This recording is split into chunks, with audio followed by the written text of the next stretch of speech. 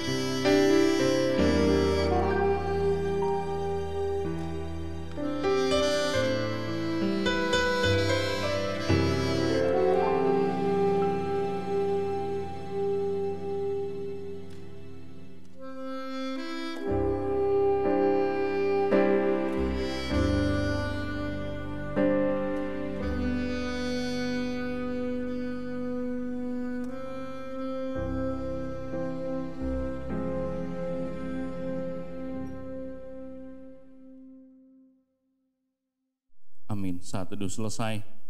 Pertolongan kita ialah dari Tuhan yang telah menjadikan langit dan bumi dan yang telah memilih kita sebelum dunia dijadikan, supaya kita kudus dan tak bercacat di hadapannya.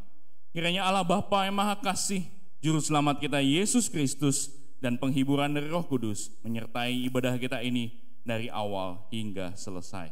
Amin. Jemaat silakan duduk kembali. Kita bersyukur dalam hidup kita telah dimerdekakan dari dosa. Dan itulah tema bulanan kita sepanjang bulan Agustus ini bersama GP Kris Kelapa Gading. Hidup kita mungkin belum merdeka dari pandemi COVID-19. Bahkan mungkin belum merdeka dari seluruh pergumulan yang Tuhan izinkan terjadi. Tapi kita punya satu jaminan yang mulia dari Tuhan yang kelak kita akan terima, yaitu keselamatan dan hidup yang kekal. Biar kiranya ini menjadi kekuatan kita menjalani hari-hari kita. Dimanapun kita berada, kita punya jaminan mulia itu. Dan naikkan pujian ini, kita awali ibadah kita dengan penuh ucapan syukur kepada Tuhan.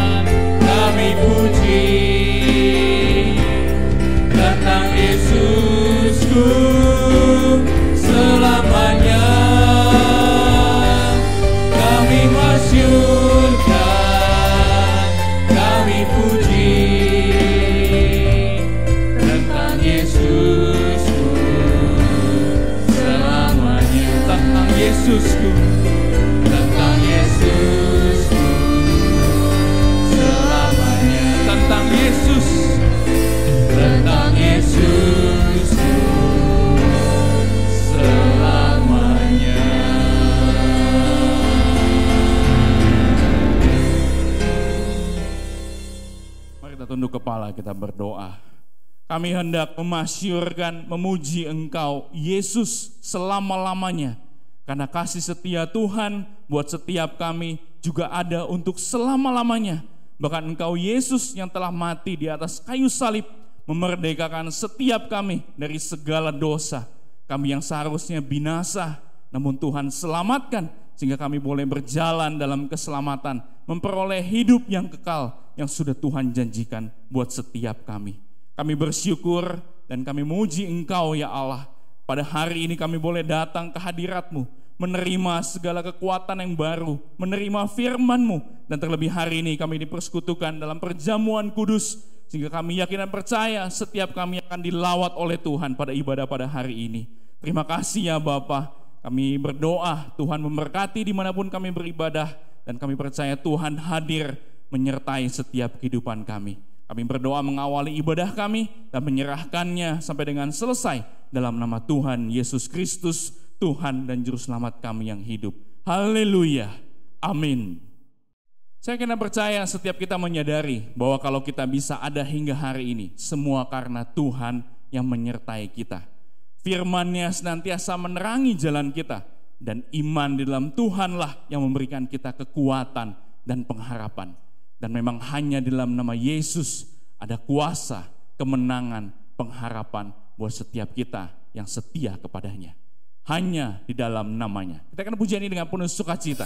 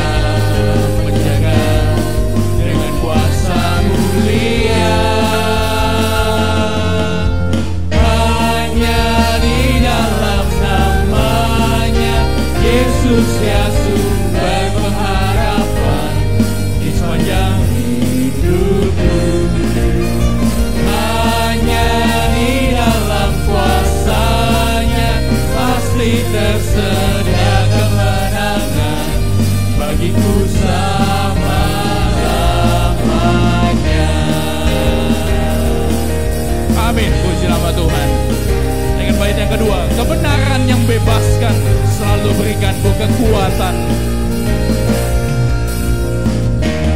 Kebenaran yang bebaskan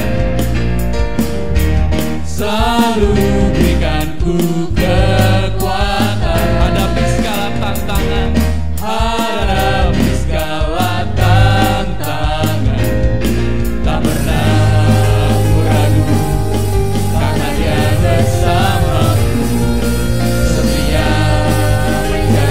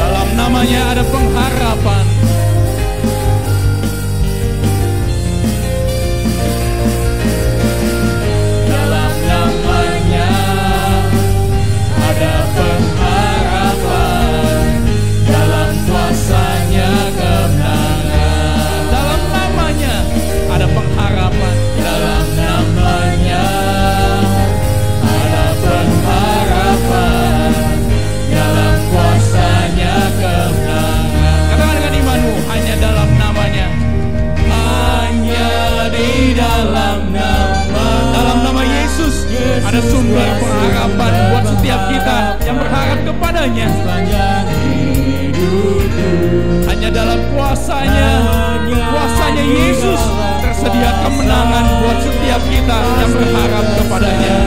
Kemenangan bagiku selama-lamanya, hanya di dalam namanya Yesus dia sumber pengharapan di sepanjang hidupku.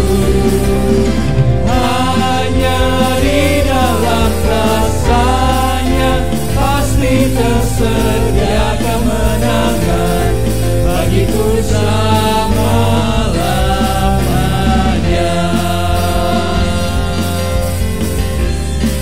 Dalam namanya ada pengharapan, dalam namanya ada pengharapan, dalam kuasanya kemenangan. Katakan sekali lagi, dalam namanya ada pengharapan, dalam namanya ada pengharapan, dalam kuasanya kemenangan. Amin, puji nama Tuhan. Beri kemuliaan bagi nama Tuhan di tempat kita masing-masing. Kita bersyukur dalam namanya ada pengharapan, dalam nama Yesus ada kuasa yang memerdekakan kita semua. Merdeka dalam Kristus adalah tema bulanan kita di sepanjang bulan Agustus ini.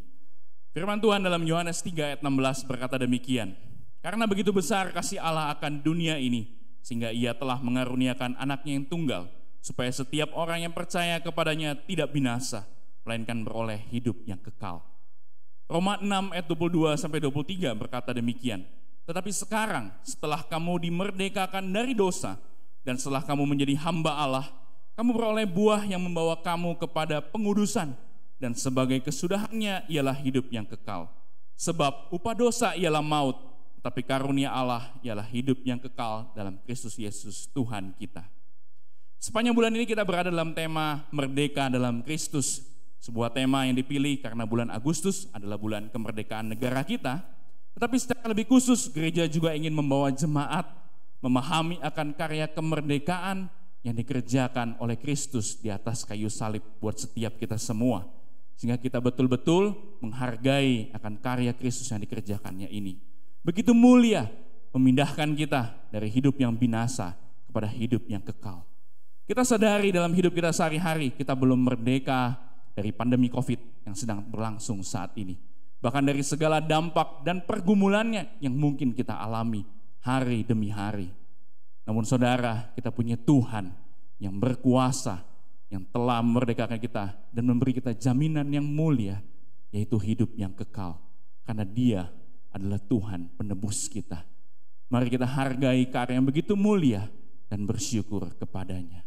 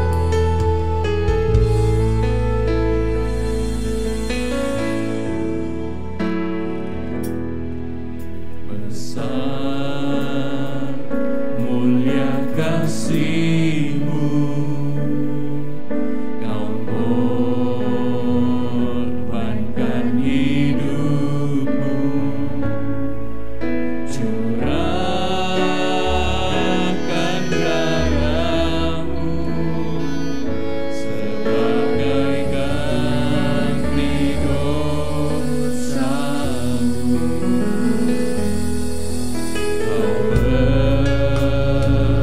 berikan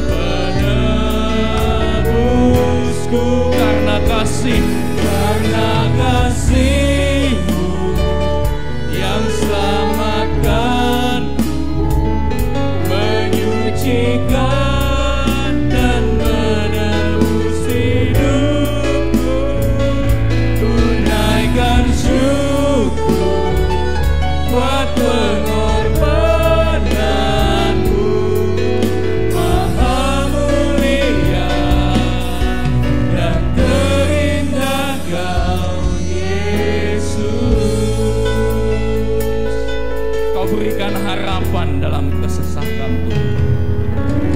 Kau berikan harapan. Kau melihat setiap kami datang kepada Tuhan dalam setiap kesesakan yang kami alami ya Tuhan.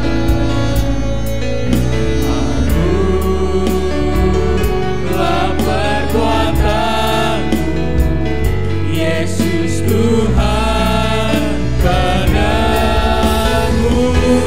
karena kasih-Mu yang selamatkanku, menyucikan dan menebus hidupku. Tunaikan syukur buat pengorbananmu, Maha mulia dan terindah Kau Yesus. Karena kasih-Mu kami bersyukur buat kasih-Mu yang menyelamatkan setiap kami, menyucikan, menebus kami Tuhan. dan menebus hidupku. Kami naikkan syukur kepada-Mu ya Tuhan, buat kasih-Mu yang tiada ternilai. Pengorbananmu, Maha mulia. Karena kasih-Mu Karena kasih-Mu yang selamatkanku, menyucikan dan menebus hidupku. Tunaikan syukur buat pengorbananmu, Maha mulia dan terindah Kau Yesus. Maha mulia, Maha mulia dan terindah Kau Yesus. Maha mulia, Maha mulia dan terindah Kau Yesus.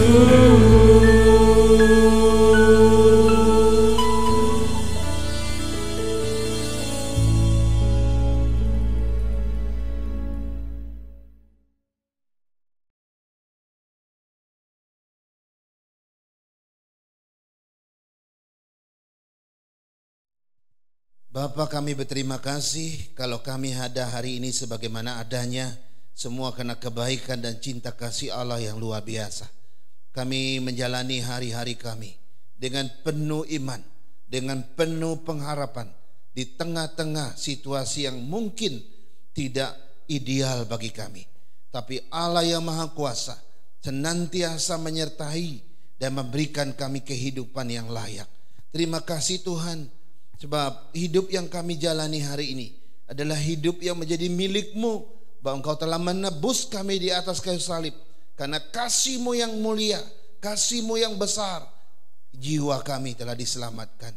Karena itu Tuhan, biarlah jiwa yang baru ini boleh terus ditanamkan dengan kebenaran firman-Mu, sehingga setiap kehidupan yang kami punya boleh dibentuk oleh firman Tuhan.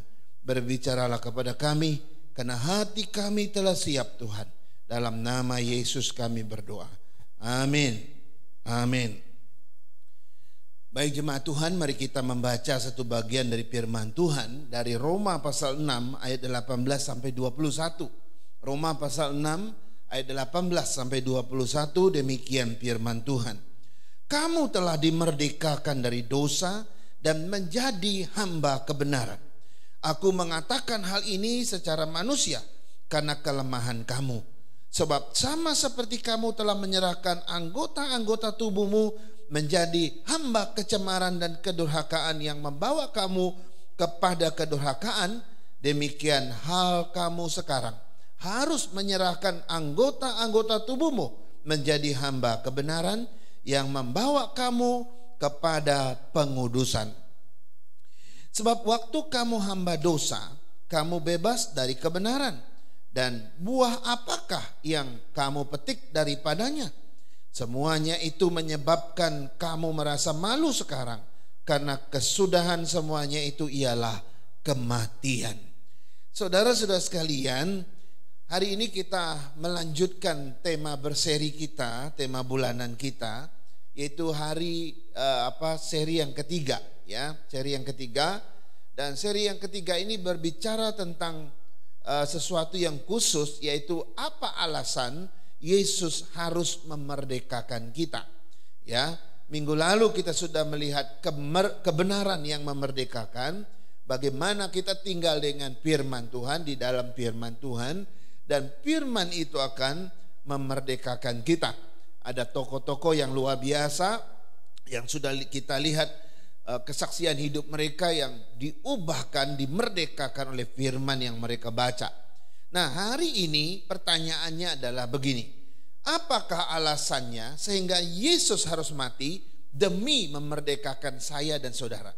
Ya, atau apakah yang menjadi alasan yang kuat sehingga demi alasan yang kuat itu Yesus harus naik ke atas kayu salib untuk memerdekakan kita? Apa alasannya? Saudara-saudara, saya menemukan dua alasan mengapa Yesus harus naik ke kayu salib: untuk memerdekakan engkau dan memerdekakan saya. Yang pertama adalah, ya, Yesus memerdekakan kita itu karena perbudakan dosa. Ini alasan pertama. Mengapa Yesus harus mati di salib? Mengapa Yesus mesti mati bagi kita? Apa alasannya? Alasan pertama, karena kita telah diperbudak oleh dosa. Saudara, ayat 19 tadi berkata begini: aku mengatakan hal ini secara manusia karena kelemahan kamu. Sebab sama seperti kamu telah menyerahkan anggota tubuhmu menjadi hamba kecemaran dan kedurhakaan yang membawa kamu kepada kedurhakaan, demikian halnya kamu sekarang harus menyerahkan anggota-anggota tubuhmu menjadi hamba kebenaran yang membawa kamu kepada pengudusan. Saudara, inilah alasan utama mengapa Yesus naik ke kayu salib.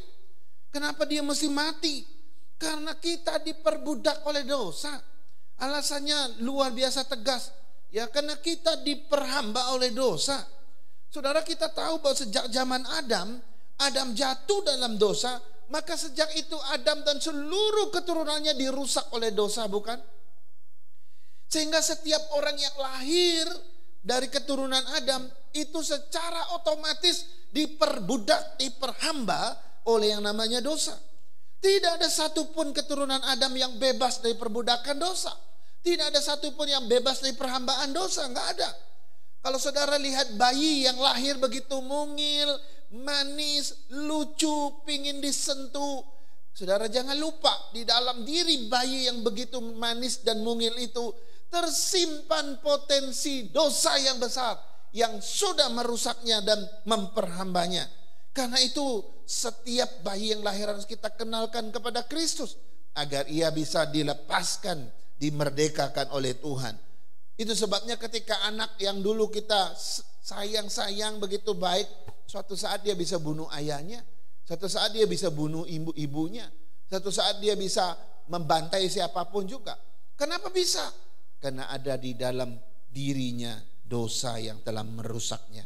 Jadi tidak ada satupun yang lepas dari perbudakan. Tidak ada satupun yang bebas dari perhambaan dosa. Enggak ada. Inilah alasan mengapa Yesus harus mati di kayu salib.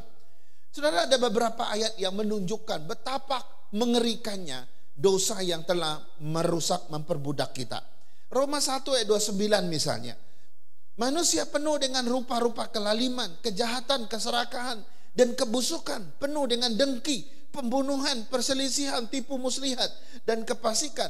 Mereka adalah pengumpat, pemfitnah, pembenci Allah, kurang ajar, congkak, sombong, pandai dalam kejahatan, tidak taat kepada orang tua, tidak berakal, tidak setia, tidak penyayang, dan tidak mengenal belas kasihan.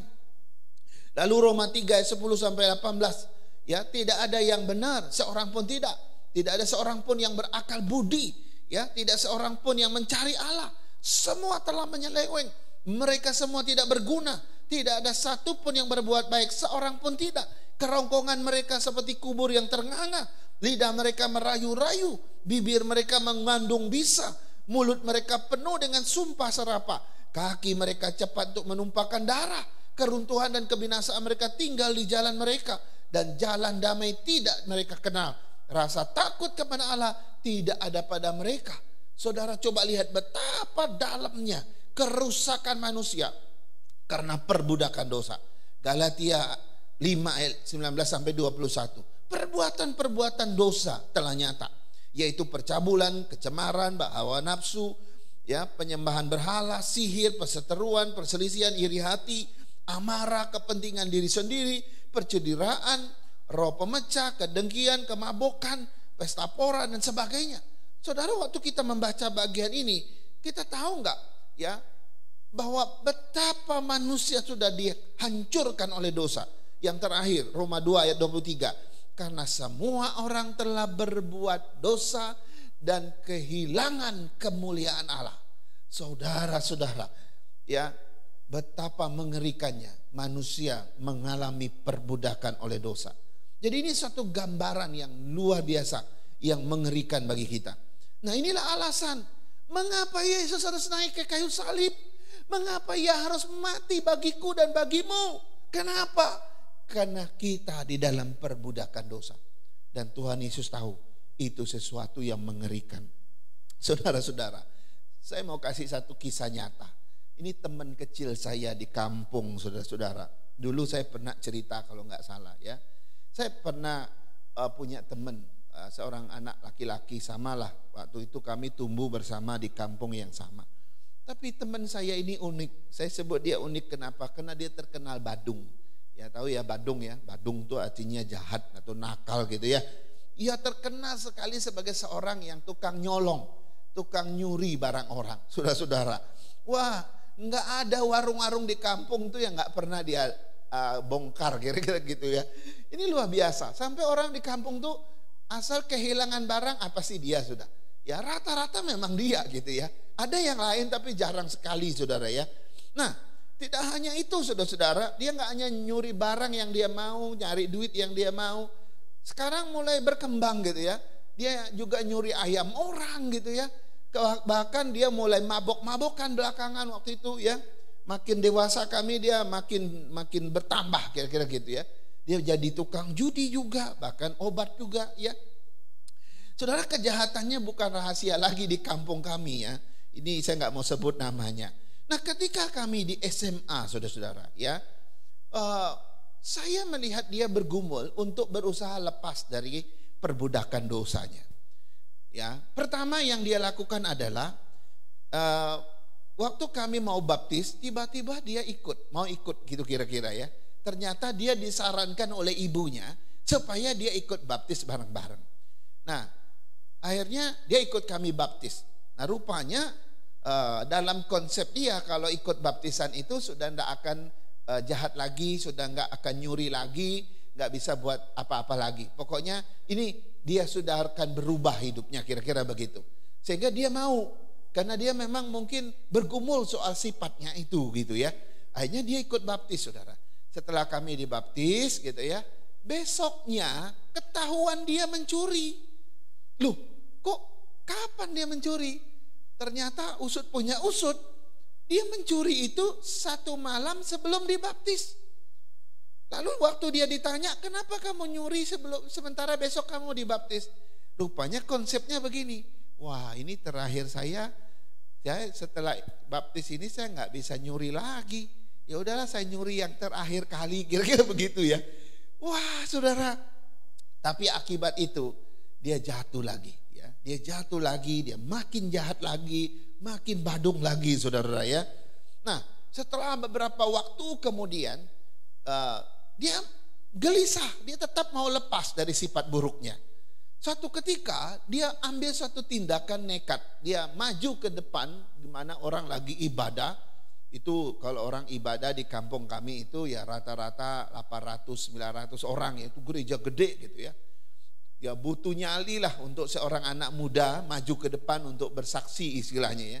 Dia maju ke mimbar, lalu dia bersaksi dan membuat janji di depan jemaat. Dia bilang, mulai hari ini saya tidak mau lagi mencuri. Mulai hari ini saya nggak mau mabok-mabokan lagi. Mulai hari ini saya nggak mau ngerokok lagi. Mulai hari ini saya nggak mau minuman mabok lagi. Wah, semua orang ada yang puji Tuhan gitu ya. Wah, puji Tuhan, nih anak sudah mau berubah, kira-kira gitu ya. Dan orang tahu situasinya. Beberapa bulan kemudian, saudara, dia kembali lagi kepada sifat lama dia. Dan makin jauh lagi dia dari Tuhan. Dan dia makin jahat lagi apa yang dia buat, saudara-saudara. Nah, pada tahun 95, waktu saya sudah tingkat 2 di STT, di sekolah Alkitab. Waktu saya pulang ke kampung, saya kaget bahwa teman saya ini sudah masuk sekolah Alkitab juga. Wow, saya bilang berarti kali ini pasti jadi nih, pasti berubah nih orang. Karena dia sudah masuk sekolah Alkitab. Jadi waktu saya dengar berita itu saya juga senang gitu ya. Semua orang juga senang, keluarganya juga senang. Nah, saudara, waktu dia di sekolah Alkitab, menurut kesaksian teman-teman dia, tingkat 1 nggak ada apa-apa, saudara ya. Tingkat 2 baik-baik saja, tingkat 3 dia baik-baik saja, tingkat 4 dia baik-baik saja. Nah, tingkat akhir dia akan nulis skripsi, saudara. Waktu dia menulis skripsi, dia menemukan tekanan stres yang cukup besar bagi dia, karena mungkin dia tidak ada kemampuan untuk berpikir dalam menulis sebuah tulisan karya ilmiah. Saudara, akibat tekanan itu dia akhirnya kembali lagi, dia mengundurkan diri dari mahasiswa sekolah Alkitab. Dia pulang ke kampung, dia nggak mau ke gereja, dia kecewa, dan akhirnya sampai sekarang dia kembali kepada hidup lama. Saudara, kalau seorang sudah diperhamba, diperbudak oleh dosa, itu sangat-sangat mengerikan. Itu yang saya mau sampaikan. Tidak ada satupun orang yang bisa melepaskan diri dari kekuatannya sendiri. Nggak ada. Ya, saudara, seorang teolog yang bernama William Barclay berkata begini. Begitu jauh orang berdosa melakukan apa yang dia sukai, maka dia telah kehilangan kekuatan untuk melakukan apa yang dia tidak sukai. Dia telah menjadi budak dari kebiasaan-kebiasaannya, sikap mengalah dari kesukaan hati sendiri, dan kesenangan-kesenangan yang keliru telah menguasainya. Saudara, kalau seseorang sudah diperhamba, kalau seseorang sudah diperbudak, seperti yang saya katakan tadi, itu sangat mengerikan. Tidak ada seorang pun bisa melepaskan diri. Nah, inilah alasan utama mengapa Yesus harus naik ke kayu salib, untuk membebaskan engkau dan saya. Karena dia tahu engkau gak mungkin lepas dari perbudakan dosa. Yesus tahu bahwa kita tidak mungkin melepaskan diri dari perhambaan dosa dengan kekuatan kita sendiri. Enggak mungkin. Dan Tuhan tahu hanya dia yang mampu. Karena itu dia harus naik ke kayu salib untuk memberikan kemenangan buat kita. Saudara, saya tidak tahu seperti apa hidupmu hari ini. Apakah hidupmu sudah dilepaskan dari perbudakan perhambaan dosa atau tidak, saya nggak tahu. Tapi jika belum, saudara-saudara, inilah waktunya. Jangan sampai terlambat. Jawaban atas itu cuma satu, ya. Datang kepada Yesus. Mohon ampun kepada Yesus akan dosa-dosa kita. Minta dia membebaskan, melepaskan kita dari perbudakan dosa itu. Dan hiduplah dalam kebenarannya. Hanya itu jalannya, saudara. Nah, ini alasan pertama mengapa Yesus harus mati di kayu salib. Sekarang kita lihat alasan kedua. Ya, mengapa Yesus harus naik ke kayu salib? Mengapa ia mesti mati bagimu dan bagiku di atas kayu salib? Yang kedua adalah karena dia tahu ada banyak hal lain yang bisa memperhamba kita, memperbudak kita. Tidak hanya dosa saja yang bisa memperhamba, memperbudak kita. Ada banyak hal-hal lain yang bisa memperbudak kita. Ini alasan kedua. Saudara-saudara sekalian, ada satu pertanyaan penting begini. Setelah kita dimerdekakan oleh Yesus, ya, apakah kita masih diperbudak oleh hal-hal lain? Ya, ternyata masih bisa. Ya, masih bisa. Nah, apa lagi yang bisa memperbudak kita selain dosa? Ternyata masih ada, saudara. Yang pertama adalah kita bisa diperbudak oleh iblis dan setan. Ya, 2 Timotius 2 ayat 26 berkata begini. Dan dengan demikian mereka menjadi sadar kembali karena terlepas dari jerat iblis yang telah mengikat mereka pada kehendaknya. Jadi dari ayat ini kita tahu bahwa Rasul Paulus menasihati yang namanya Timotius. Sebab orang-orang yang digembalakan oleh Timotius, ada sebagian orang yang terjerat oleh iblis, yang diikat oleh iblis, yang diperbudak oleh iblis, dan diperhamba oleh iblis. Artinya tidak semua orang dalam gereja itu adalah anak Tuhan. Ada anak setan juga ada dalam gereja. Iblis setan bisa mengutus beberapa orang dalam gereja untuk mengacaukan gereja Tuhan. Bisa. Ada banyak kisah di mana gereja bisa hancur, gereja bisa pecah. Kenapa?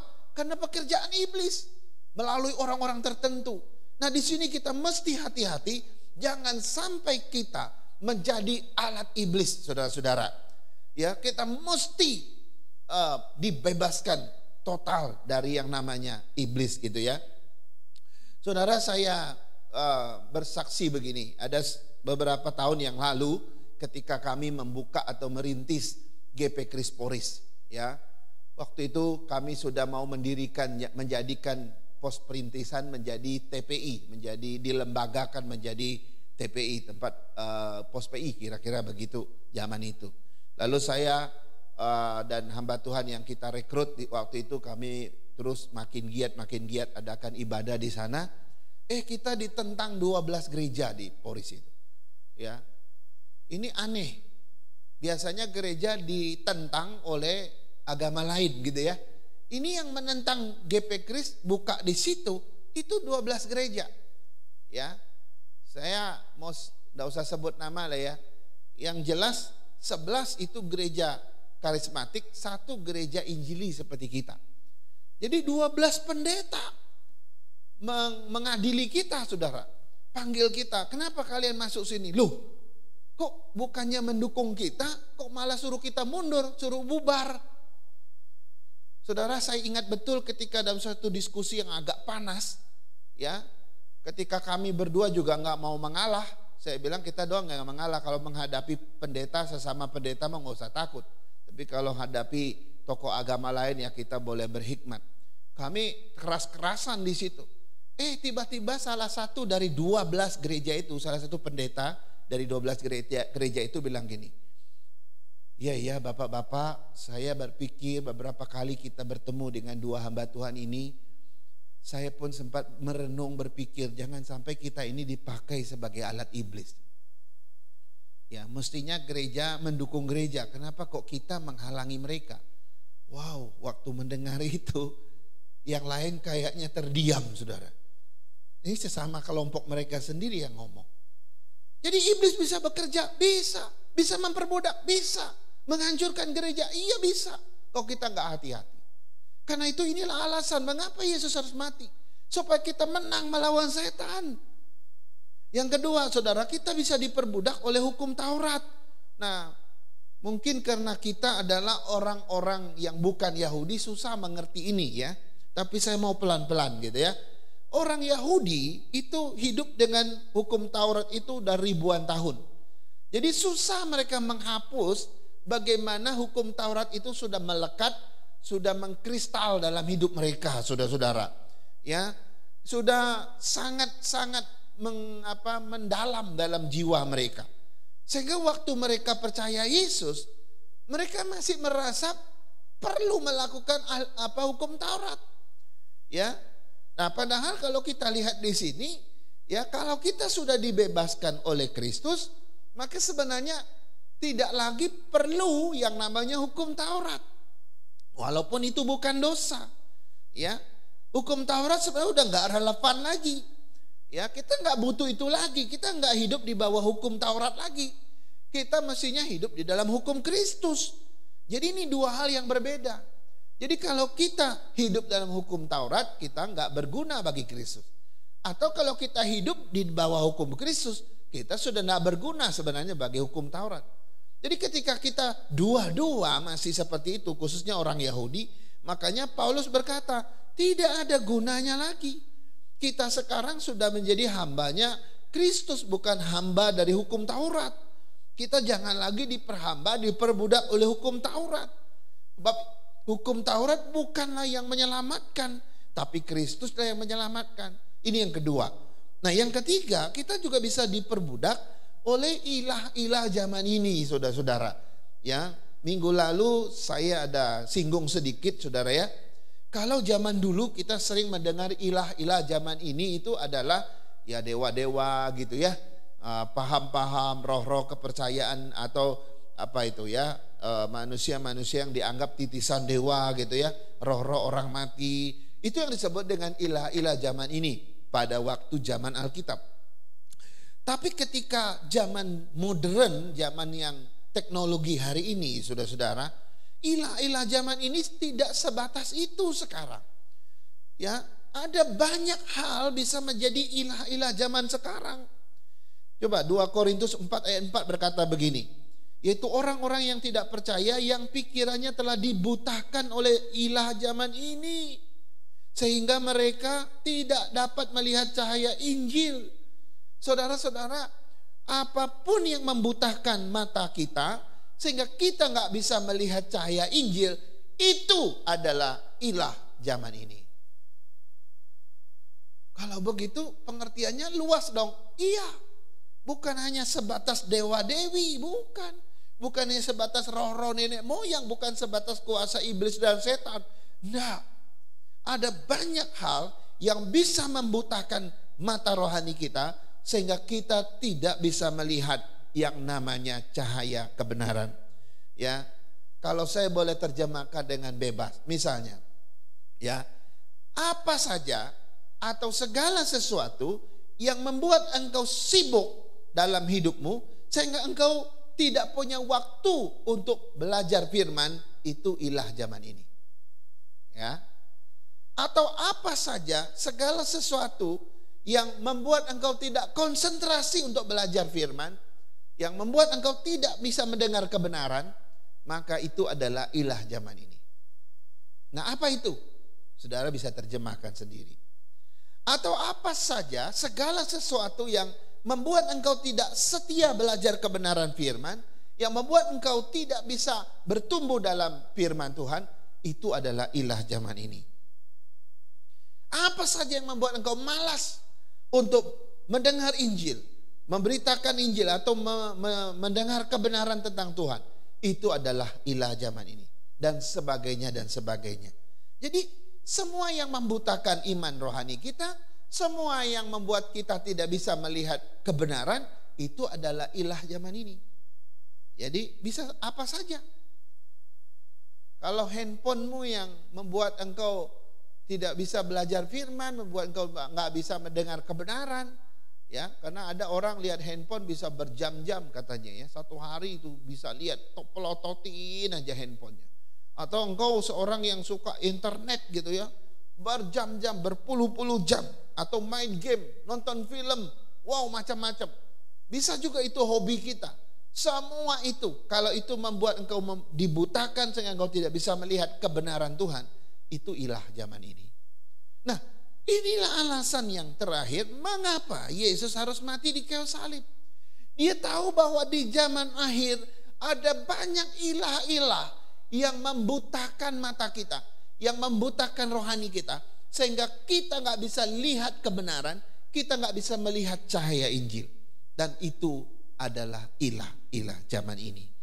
Saudara-saudara sekalian, Alkitab mengatakan bahwa hari-hari ini semakin jahat, bukan? Dan betul, saudara-saudara. Alkitab nggak pernah salah. Walaupun pemimpin-pemimpin dunia ini bilang dunia bisa semakin berkembang, semakin baik, ada semakin maju. Tapi Alkitab bilang nggak, semakin buruk dunia ini.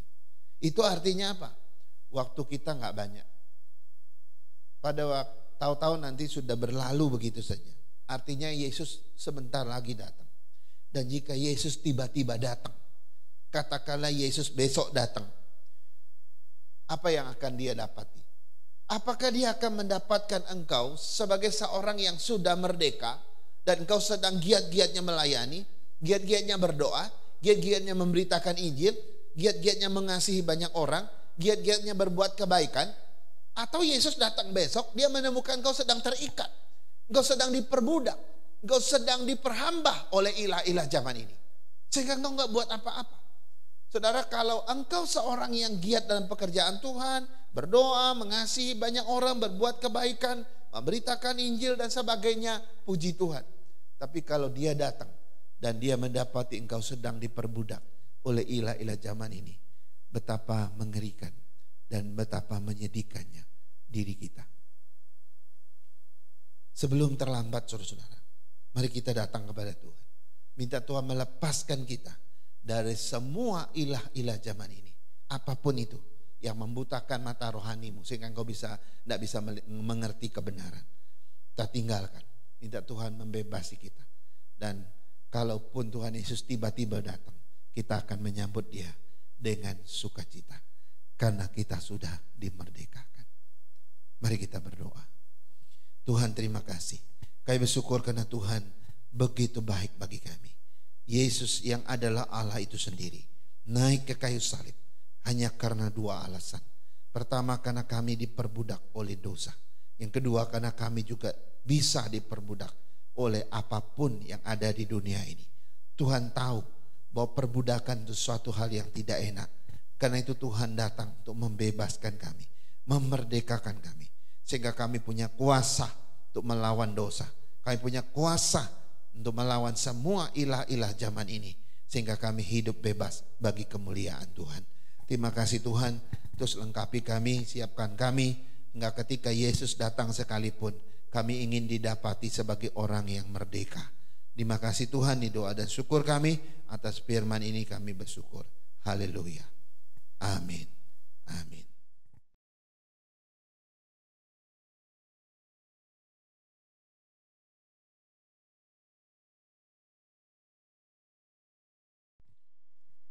Baik jemaat Tuhan, mari kita siapkan hati kita untuk menerima sakramen perjamuan kudus.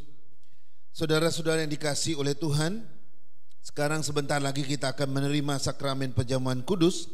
Sebab itu marilah kita mendengar terlebih dahulu pengajaran Tuhan tatkala perjamuan kudus ditetapkan. Rasul Paulus berkata kepada orang-orang Kristen di Korintus dalam suratnya pertama Korintus 11 ayat 23 sampai 30 demikian. Sebab apa yang telah kuteruskan kepadamu telah aku terima dari Tuhan, yaitu bahwa Tuhan Yesus pada malam waktu ia diserahkan mengambil roti, dan sesudah itu ia mengucap syukur atasnya. Ia memecah-mecahkannya dan berkata, inilah tubuhku yang diserahkan bagi kamu, perbuatlah ini menjadi peringatan akan aku. Demikian juga ia mengambil cawan sesudah makan, lalu berkata, cawan ini adalah perjanjian baru yang dimeteraikan oleh darahku. Perbuatlah ini setiap kali kamu meminumnya, menjadi peringatan akan aku. Sebab setiap kali kamu makan roti ini dan minum cawan ini, kamu memberitakan kematian Tuhan sampai ia datang. Jadi barang siapa dengan cara yang tidak layak makan roti atau minum cawan Tuhan, ia berdosa terhadap tubuh dan darah Tuhan. Karena itu hendaklah tiap-tiap orang menguji dirinya sendiri, dan baru sesudah itu ia makan roti dan minum dari cawan itu. Karena barang siapa makan dan minum tanpa mengakui tubuh Tuhan, ia mendatangkan hukuman atas dirinya. Saudara, supaya kita sekarang yang ikut serta dalam perjamuan kudus ini memperoleh berkat dari Tuhan, maka kita wajib untuk melakukannya menurut kehendak Tuhan Sang Penebus kita. Bagaimana caranya? Kita perlu mengoreksi diri kita, menguji diri kita dengan 3 pertanyaan penting.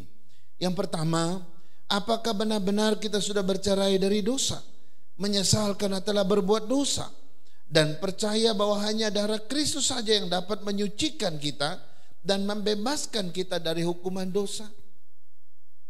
Yang kedua, apakah kita bersungguh-sungguh percaya bahwa kita sudah ditebus oleh kematian Tuhan Yesus, bahwa Kristus Yesus tidak bercelah, dan dengan kebenarannya kita telah dibenarkan di hadapan Allah Bapa? Dan yang ketiga, kita harus memeriksa hati kita. Apakah dalam sepanjang hidup ini kita mau terus taat dan setia kepada Tuhan dan berharap akan diperlengkapi oleh Roh Kudus supaya kita dapat berjalan bersama Tuhan sampai akhir. Saudara-saudara, saya mengundang kita tundukkan kepala kita sejenak sebelum kita menerima roti dan anggur ini. Mari kita melihat ke dalam diri kita, seperti apa kita menjalani hidup ini di hadapan Tuhan. Mari kita berdoa. Saya minta kita berdoa masing-masing di hadapan Allah, mengakui segala dosa yang harus diakui, agar pada hari ini kita semua boleh dilayakkan untuk semeja dengan Tuhan, untuk mengalami tubuh dan darah Tuhan. Ya Tuhan, kami datang kepadamu, kami segenap umat ketebusanmu, mohon kuasa-Mu dan Roh Kudus-Mu menyingkapkan hal-hal yang tidak tersingkap dalam hati dan hidup kami. Jika sekiranya ada hal-hal yang mengecewakan hati Tuhan, jika sekiranya ada hal-hal yang tidak berkenan, Tuhan, hari ini kami datang dengan tulus hati, mengakui segala dosa-dosa kami. Tidak ada satupun yang bisa kami sembunyikan. Semua terbuka di hadapan Tuhan. Karena itu Tuhan, ampunilah kami. Dosa-dosa kami yang begitu sering kami lakukan. Bahkan ada kecenderungan kami terikat olehnya, sehingga kami tidak bisa membebaskan diri kami dengan kekuatan masing-masing. Tuhan, segala perkataan kami yang tidak berkenan, pikiran perasaan kami yang seringkali tidak memuliakan Tuhan, bahkan keputusan kami, sikap kami, tindakan kami yang mengecewakan hati Tuhan, ampuni semua Tuhan. Terima kasih. Ampunilah jemaat kami yang berkata-kata, ampuni keluarga kami masing-masing, ampuni orang-orang yang kami kasih, yang orang-orang kami cintai. Terima kasih Tuhan atas pengampunan, bahwa oleh darah Kristus dosa kami disucikan, dan kami pun disucikan dari segala kejahatan kami. Dalam nama Yesus kami berdoa. Haleluya. Amin. Amin. Baik jemaat Tuhan, sebelum kita menerima roti dan anggur yang ada di hadapan kita masing-masing, mari kita siapkan hati kita dengan menaikkan satu pujian Salib Hina dari KPPK 166. Kita naikkan bait pertama dan bait ketiga saja. Setelah itu kita akan makan roti dan minum dari cawan Tuhan.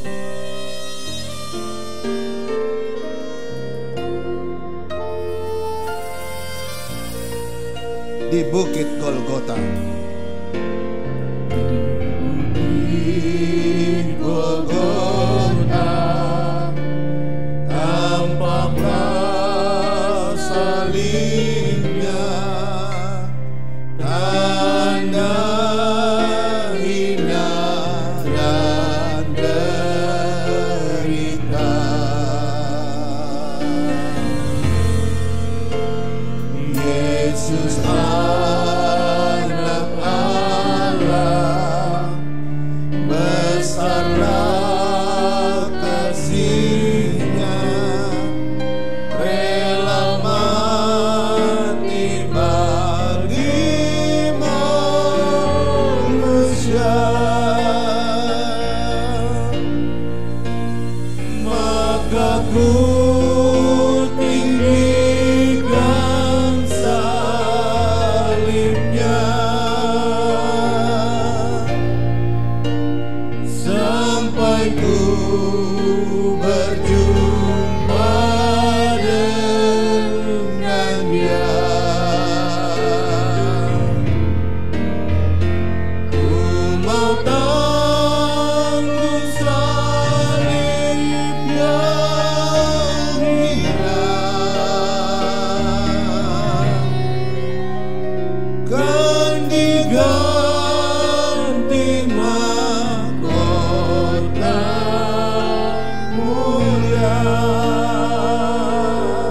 Bait yang ketiga. Pada salib itu ku kan setia selalu menanggungnya sepanjang hidup. Yang akan datang pula bawaku padanya ke rumahnya yang mulia.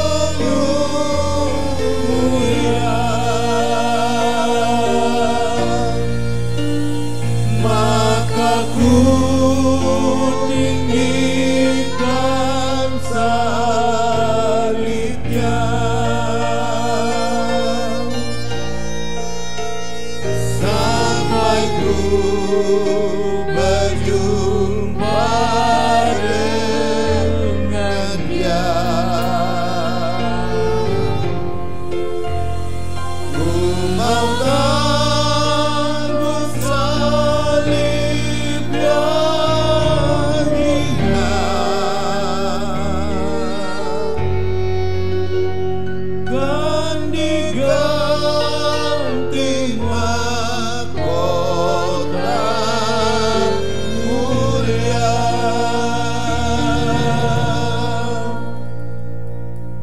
Jemaat Tuhan, mari kita bangkit berdiri.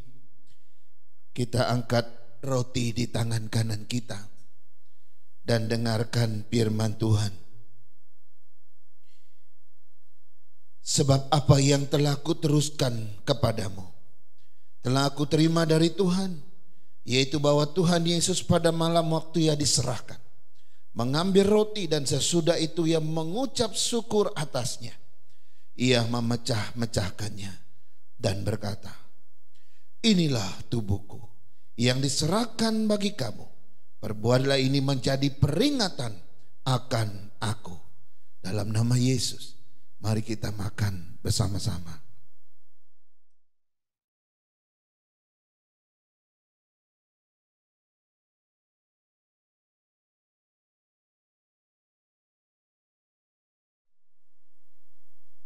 Mari kita angkat cawan di tangan kanan kita dan dengarkan firman Tuhan.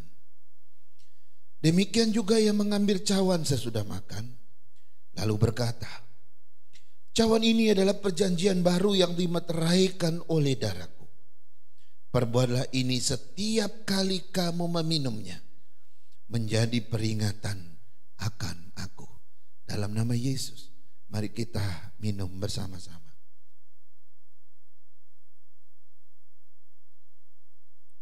Mari kita berdoa.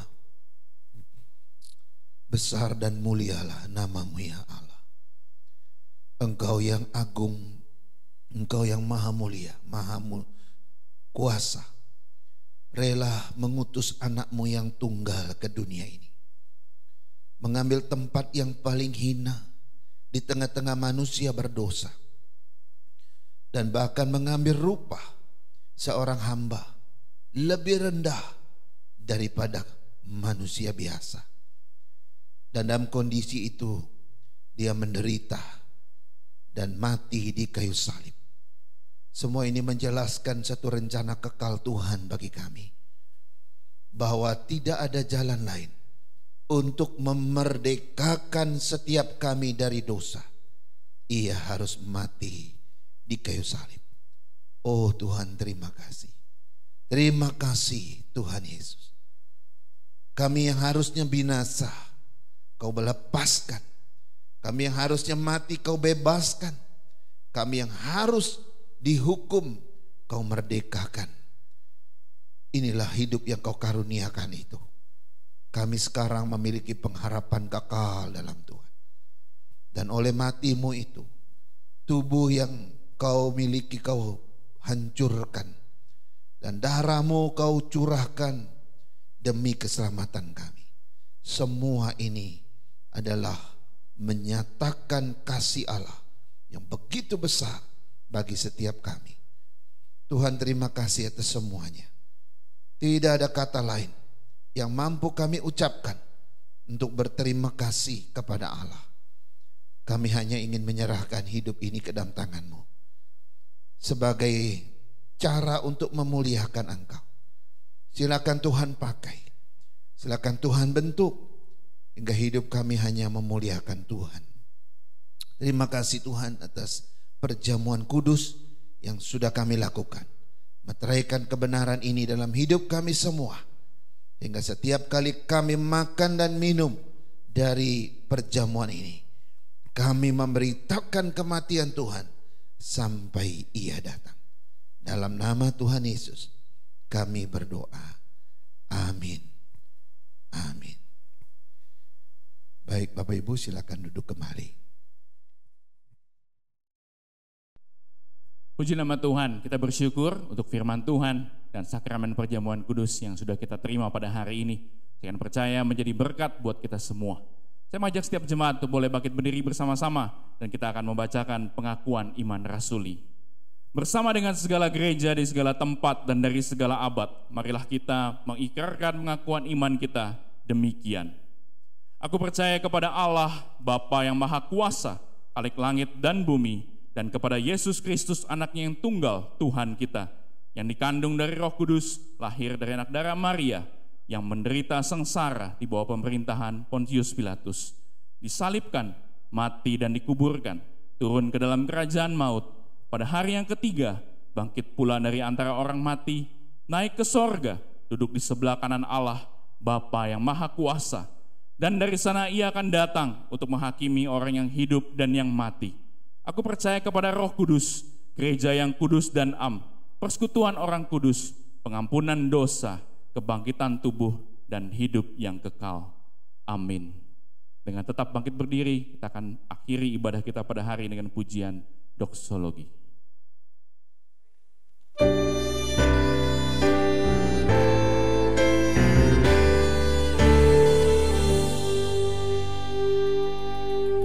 Puji Allah Bapa Putra,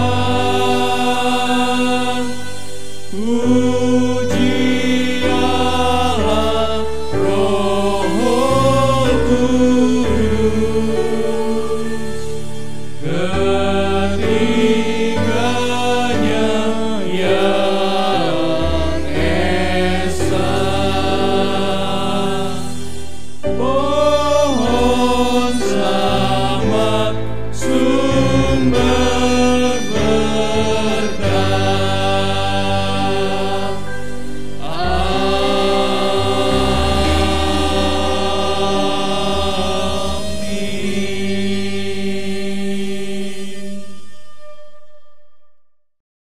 Saudara-saudara yang dikasihi oleh Tuhan, marilah kita kembali ke tempat kita masing-masing. Kita pulang sebagai orang-orang yang tidak lagi diperbudak oleh dosa, tidak lagi diperhamba oleh dosa. Terimalah berkat-Nya.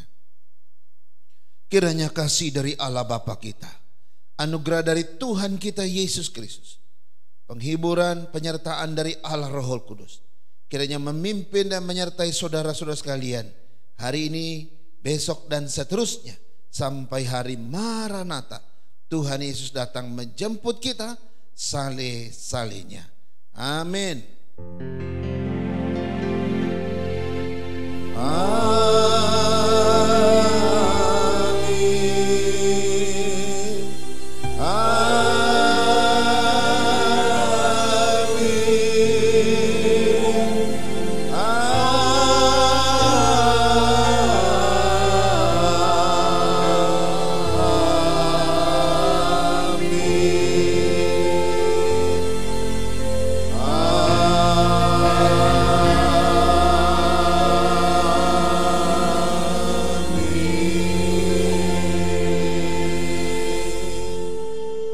Amin. Ibadah kita selesai, silakan duduk saat teduh dan sebentar kita akan mendengarkan warta gereja.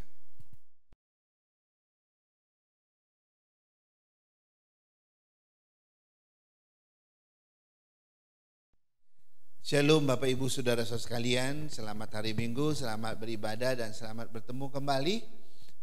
Kami berdoa supaya ibadah-ibadah kita boleh menjadi berkat bagi Bapak Ibu dimanapun berada, dan iman kita terus bertumbuh di tengah-tengah pandemi ini.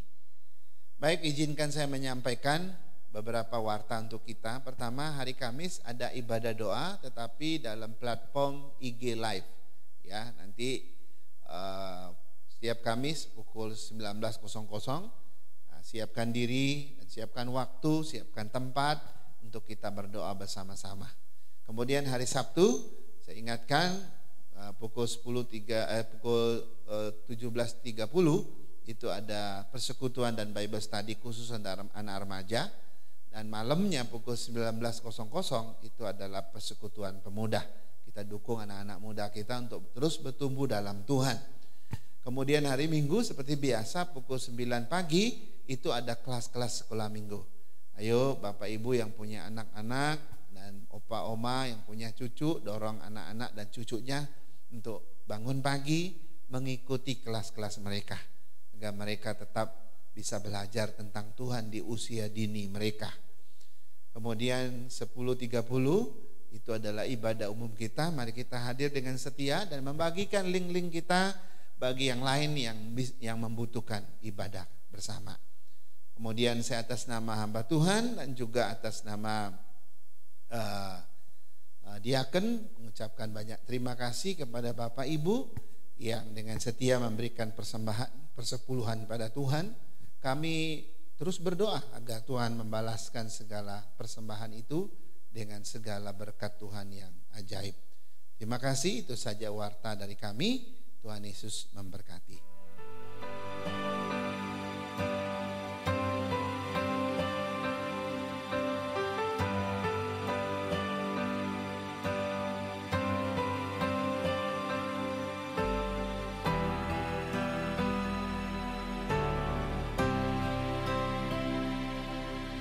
Besar mulia kasih-Mu, Kau korbankan hidup-Mu, curahkan darah-Mu sebagai ganti dosaku. Kau